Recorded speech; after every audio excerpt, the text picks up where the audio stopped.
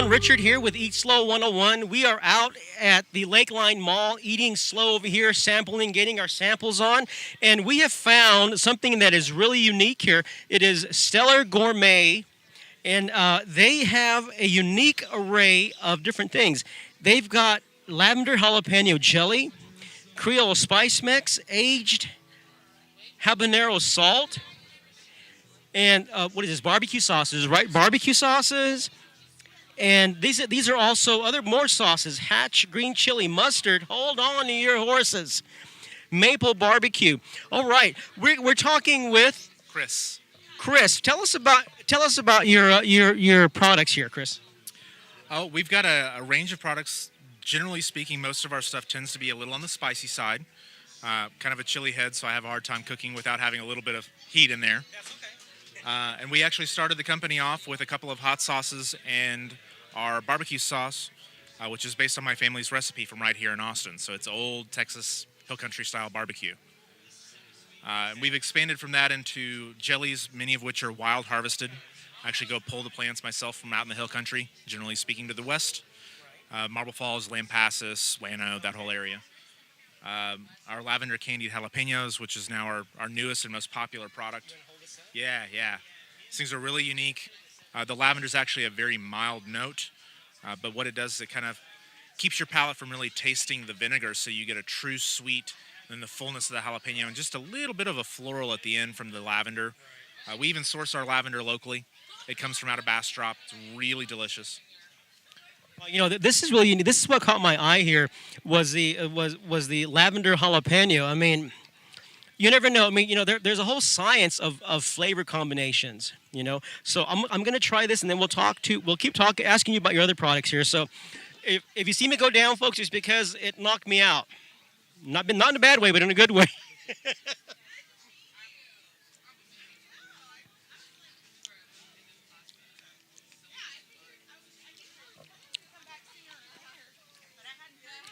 I like that. I got the lavender right up front. That's unique. That's a really good flavor combination. I would definitely get some of that. Very good. Very good. So, okay. Well, let me ask you about these things here. Tell us about your King Calaverde. Calaverde. So my regular Calaverde and my King actually share the same base recipe. I make these with serranos, avocados, lemon juice, and garlic. It's like an amped up version of a verde salsa. Right. The difference is with the King Calaverde, this is the one we make with ripe serrano, and we pair it with Mount Etna lemon. The ripe serrano has a much more citrusy, sweet, fruity flavor, which we amplify with that Mount Etna lemon. So this one gives you a burst of quick heat up front that kind of washes away to a citrus tone. It doesn't really build on your palate the way a lot of hot sauces do, so you get a nice little quick burst out of it over and over and over again. This guy knows what he's doing, folks. Even I wouldn't know what to say about these salsas. This guy knows what he's doing. Here goes another taste. I can't taste every single thing here because we are on a time constraint, but I can't pass this sample up.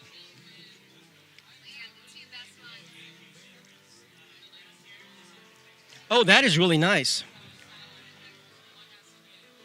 Another symphony in my mouth. That is really good. And there's a heat right there. There comes the heat. Very nice. Folks, this guy knows what he's doing with his sauces, okay? He's not no amateur like me. This guy knows what he's doing. So, being from New Mexico, hatch green chili is the big thing. So, tell us about this. So, my hatch green chili, Mexican lager, mustard. We actually do have our hatches brought in from New Mexico. I know people are starting to try to grow them locally, but you just can't get the same flavor that you get when they're grown in the right soil.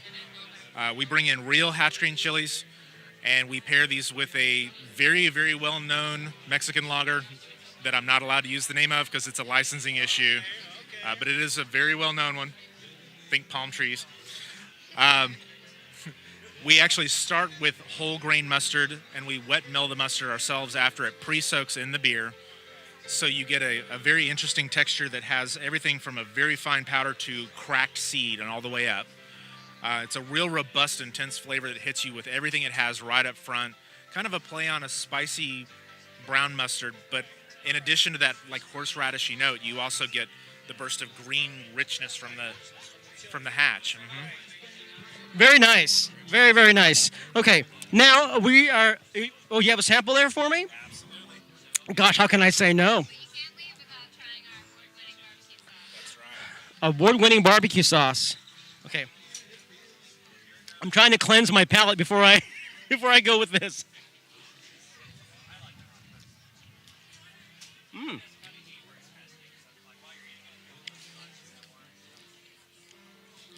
This would go good on sausages. Oh my gosh. That would go really good on sausages. It wouldn't go very well on enchiladas, but it'll go very good on sausages. Very nice. Thank you. Okay, now I'm going to talk with... I'm Amy. Hi, Amy. Tell us about your stuff on this side. I see you have some prickly pear jelly. What about that? Yes, the prickly pear is actually locally harvested. It's from Lampasas. This one is actually the prickly pear vanilla hibiscus jelly.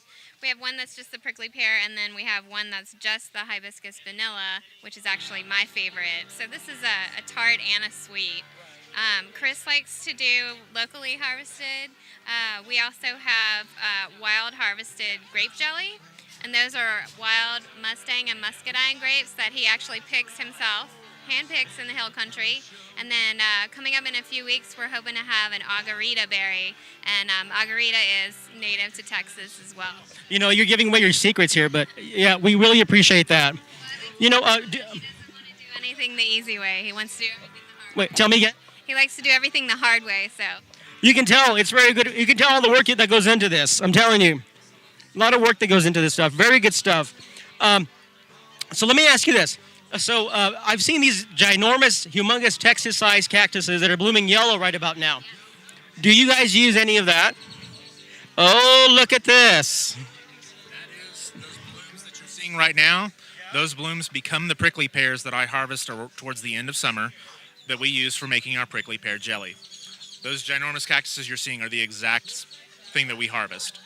You know what, folks? If you're not from Texas and you come to Texas, Austin, Texas in particular, it freaked me out, okay? In New Mexico, cactuses grow maybe a quarter of the size of these cactuses that I'm talking to them about. These cactuses are huge. They look like prehistoric plants. But they do use this, like he said. Oh my gosh, this is interesting, folks. You have to come and try this out. Very, very nice.